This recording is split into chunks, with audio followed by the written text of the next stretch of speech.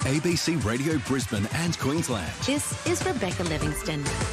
On air and streaming on the ABC Listen app.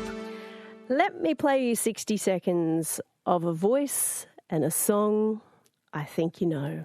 Ladies and gentlemen, if I could offer you only one tip for the future, sunscreen would be it. The long-term benefits of sunscreen have been proved by scientists, whereas the rest of my advice has no basis more reliable than my own meandering experience. I will dispense this advice now. Enjoy the power and beauty of your youth. Oh, never mind. You will not understand the power and beauty of your youth until they've faded. But trust me, in 20 years, you'll look back at photos of yourself and recall in a way you can't grasp now how much possibility lay before you and how fabulous you really looked. You are not as fat as you imagine. Everybody's free to wear sunscreen. Don't worry about the future. And Lee Perry is the voiceover artist who was propelled to international stardom when the Sunscreen Song was released. It was produced by Baz Luhrmann. It has been 25 years since that song hit number one around the world. And tonight, you'll meet the man with possibly the best-known voice in Australia. Lee Perry, hello. Hey, Rebecca, how are you? What a thrill. I remember that old guy. It's lovely to hear your true voice. Yeah, how do you feel when you hear the Sunscreen Song? Oh, it brings back a lot of pleasant memories. It doesn't seem like it was 25 years ago, to be honest. Yeah, it was a wild ride back in the day. So how did the song and the collaboration with Baz Luhrmann come about? I think Baz was working on an album called Something for Everybody, which was a compilation of music from all of his previous works, like Romeo and Juliet, Strictly Ballroom, La Boheme. So he was just putting an album together, and then that was the Sunscreen Song ended up being one of the tracks, which they'd used Quentin Tarver's song from Romeo and Juliet. They put these words to that song and kind of Frankensteined it together in some modern-day desiderata song that kind of gained traction in the United States once somebody had edited the song down because it was too long to play. And then some radio station in Portland, I think, did that. Then it just started going crazy. The obvious question at this point, as we hear Lee Perry, the real Lee Perry, is you're Australian, right? Yeah, last time I checked my passport, yes. And yet the accent you've adopted in the song is American. Why'd you make that choice? That was Baz's brief. He, I guess he'd heard about me, so I went and met him and said, look, this is what we're doing. I'd like a voice that's an older American who's, been through life and wants to impart his wisdoms to whoever's prepared to listen, but not in a very selly way. So he wanted the voice to be kind of world-weary but not overselling it. And then we just put down a little, practice or sample and he liked it. So we informally recorded it at the House of Iona, which is where he used to have his offices or residence in Darlinghurst, I think it was. Right. Do you remember it feeling particularly special, thinking this is going to end up as the number one song around the world? No one predicted it. No one. It surprised everyone. It was just something eclectic and, very creative that, Baz is renowned for.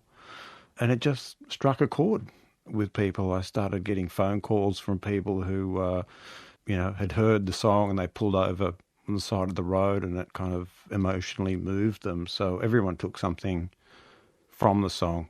There's a line in there that's kind of relevant to our own lives in some meaningful way.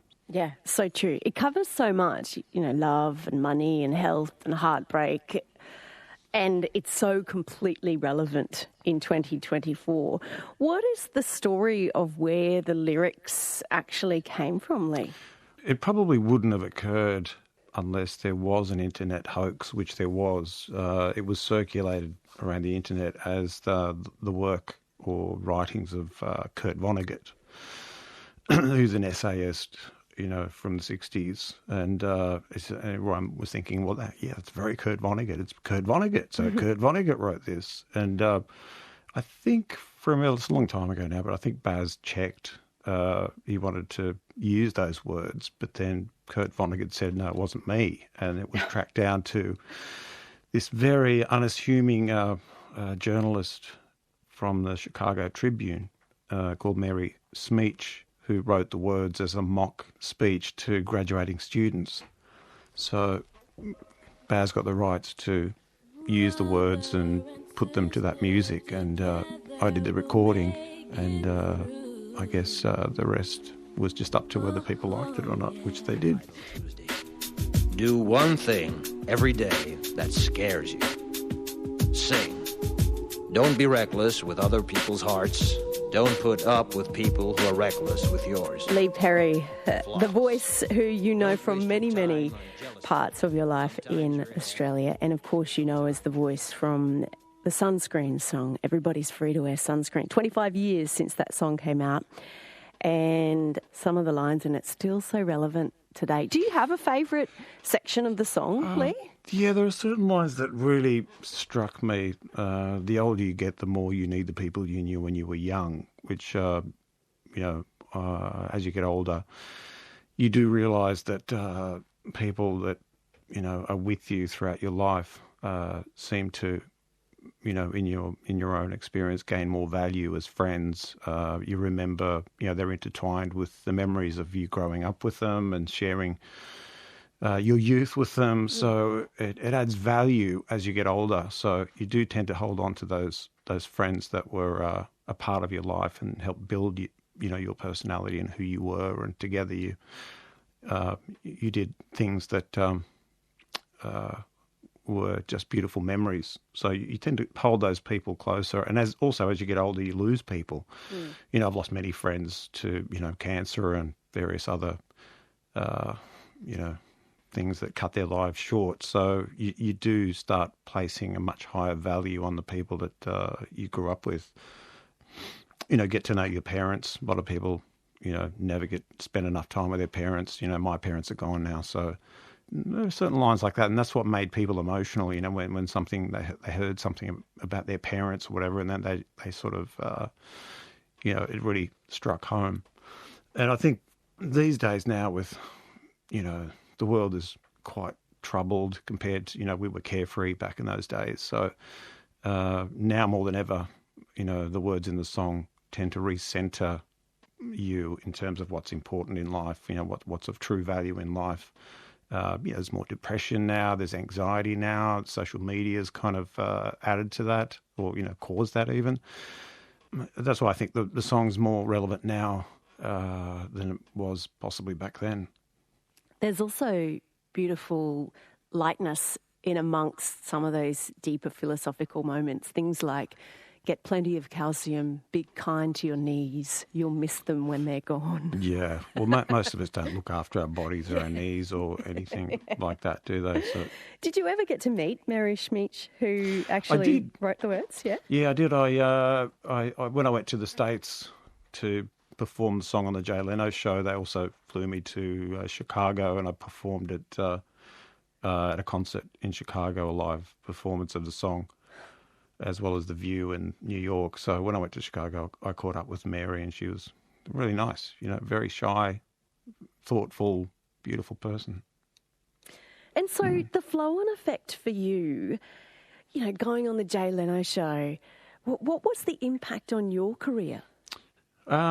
I don't think it was I was already, a very successful voice artist in Sydney, and it was just more, it didn't really change anything except that it was a really beautiful, career high of being involved with that song. I just remember being so stressed, rehearsing. I was rehearsing to the backing track, so I had to perform that on the Jay Leno show and get the timing exactly right with the words, because it's so long. Yeah. And you had to reach that chorus in the middle by a certain, you do not read beauty magazines, they will only make you feel ugly. And then the chorus came in. So if I was late for that or early for that, then it didn't work. It just, it just wouldn't work musically. So I was practicing to the backing track. So I was listening to a harmonica cue was, okay, I heard the harmonica, so now I've got to speed up a bit or I've got to slow down. So, but when I went to LA, they said, no, you're going to be performing with a live band. So I only had about 2 rehearsal sessions with a band. It was kind of different. A live band always puts their own spin on it, so it threw my radar out a little bit in terms of the timing. So, I thought, I've never been on television before, and that were going to thrust me into the Jay Leno show as my first foray into television, and I had to get all these things right. So they were all kind of floating around in my head, but luckily it worked. I got the timing right, and I didn't embarrass myself in front of America. Remember compliments you receive. Forget the insults. If you succeed in doing this, tell me how. Keep your old love letters. Throw away your old bank statements. Lee Perry, that actually gives me full body chills thinking about the pressure of that moment. Wow. It was a pressure moment. I may not have looked nervous in the recording, but it was a bit harrowing. And how old were you when the song came out? I don't know. I think it was in my late 30s. Late 30s, okay. So you had a bit of life experience under your belt and a lot of voice work. Mm-hmm. When did you realise that you had a special set of vocal cords and lips? I think when I was about 9 or 10, my cousin gave me a gift. It was a little portable reel-to-reel tape recorder. And I heard my voice back for the first time, and I just cringed because, I didn't like the sound of my own voice. A lot of us don't like the sound of our own voices when we hear them the first time. So then I just started changing my voice and liking what I heard back when I was, just sounding different or as somebody else. But I was a bit of a sponge. As a kid, I'd watch television incessantly, and by osmosis, all these different accents and voices were coming into my head, and I just have almost like a photographic memory for what I was hearing. Then I went to school, and if a kid had a lisp or a funny accent or whatever, I'd go, wow, look at what he's doing with his S's. I was almost drawn to like a moth to a flame. And my high school which South Sydney Boys High I went to, we had multicultural teachers. So we had 2 Indian maths teachers, we had an American history teacher, we had a Hungarian maths teacher later. So quite often I missed the lesson, but I never missed the vocal lesson. I was more fixated with how they were speaking rather than necessarily what they were saying. So I didn't do too well in maths. Lee, did you grow up in a creative household? Yeah, Mum was creative. She was quite artistic. She could draw, and my brother Alex Perry, who's a fashion designer, took after that side of Mum's creativity. And yeah, right. So your brother is Alex Perry, fashion, sunglasses on head, Alex Perry. Yes, yeah, that's the one. Wow. We don't look anything alike, so one of us could be the milkman's son. I'm not sure, but. Yeah, I've got 2 other brothers. My youngest brother's a lawyer, so he's the brains of the family. Alex and I, he went into fashion, and I just remember this funny, story when we were younger. We'd go to a party or a wedding, and then the way we remembered people was Alex would always remember someone if you described what they were wearing. You remember Jenny? Is she the one with the red spotted dress? Yeah, that's the one. He'd remember her by what she wore, and I'd remember people by how they sounded. So we were both kind of hoovering up different kinds of information. True to your talents. Maybe you'll marry, maybe you won't. Maybe you'll have children, maybe you won't. Maybe you'll divorce at 40. Maybe you'll dance the funky chicken on your 75th wedding anniversary. Whatever you do, don't congratulate yourself too much, or berate yourself either. Your choices are half chance. So are everybody else's. Do you remember what your first job was as a voiceover artist? I do. I think I was a parrot or a cockatoo. I think it was for a political campaign that was parodying Bob Hawke. So I had to be a galah, basically. Gosh. And hang on, was the galah having a crack at Bob Hawke, or was I think it was. Yeah, I think it might have been a Liberal Party ad to basically, denigrate Bob. And so we did it in the form of Bob being a bit of a galah. Well, he did all right, so it must have been a reasonable galah. Well, obviously it didn't work, did it? And then, Lee, what kind of work have you mostly done over the course of your career? Mainly advertising work, but, you might know me as Louis the Fly or the sports bet guy currently, or a Nescafe ad, or, I've done thousands of ads over the years. But the fun stuff is, working on Happy Feet 1 and 2 with George. I've gotten to know George pretty well. So, do you want to give George a surname, just for those of us who aren't on first name George terms? Miller. Sorry, George Miller. That was a lot of fun. I got to work with Robin Williams, Elijah Wood, Sofia Vergara, I think, was on that. But one of the funnest days was when I had to be an elephant seal with Steve Irwin. Oh, so wow. Steve Irwin came in, and I remember him. We were doing the scene, and he was staggering up to the mic with an imaginary VB in his hand to sort of get into character. So that was so much fun. He was in a lather of sweat within about 5 minutes. He was just putting so much into it. And sadly, 2 weeks later is when he passed away. So it was, I was absolutely devastated to learn that news, as we all were. Yeah.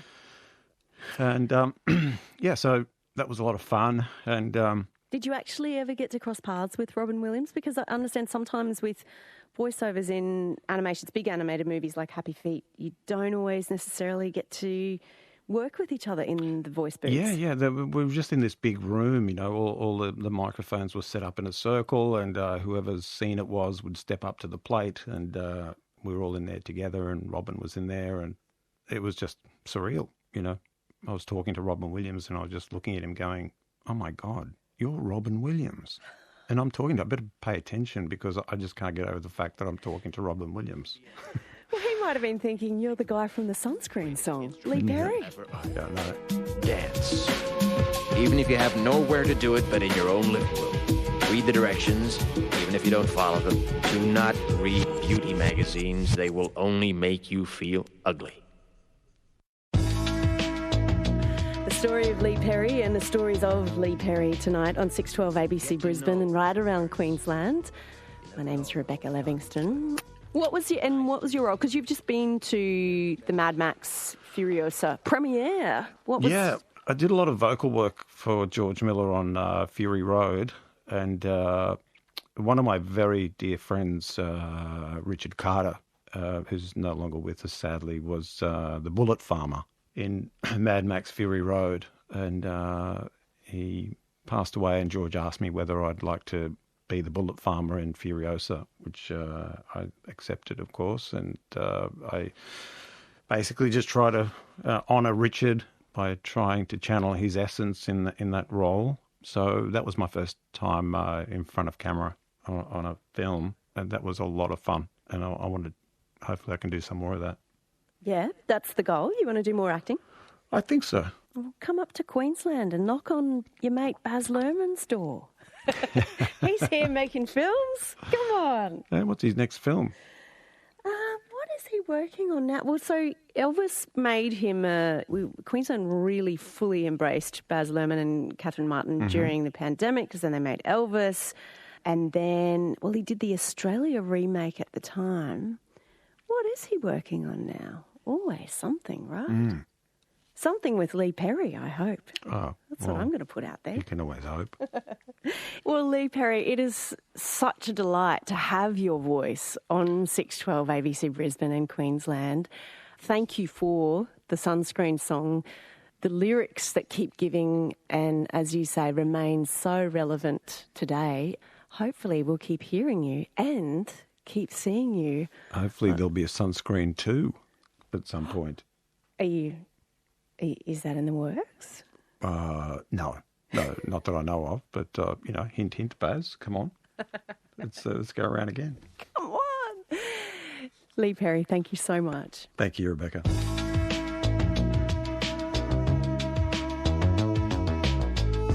Get to know your parents. You never know when they'll be gone for good. Be nice to your siblings. They're your best link to your past and the people most likely to stick with you in the future. Understand that friends come and go, but with a precious few, you should hold on. Work hard to bridge the gaps in geography and lifestyle, because the older you get, the more you need the people you knew when you were young. Live in New York City once, but leave before it makes you hard. Live in Northern California once, but leave before it makes you soft. Travel. Accept certain inalienable truths. Prices will rise, politicians will philander, you too will get old. And when you do, you'll fantasize that when you were young, prices were reasonable, politicians were noble, and children respected their elders. Respect your elders. Don't expect anyone else to support you. Maybe you have a trust fund. Maybe you'll have a wealthy spouse. But you never know when either one might run out. Don't mess too much with your hair, or by the time you're 40, it will look 85. Be careful whose advice you buy, but be patient with those who supply it. Advice is a form of nostalgia. Dispensing it is a way of fishing the past from the disposal, wiping it off, painting over the ugly parts, and recycling it for more than it's worth. But trust me on the sunscreen.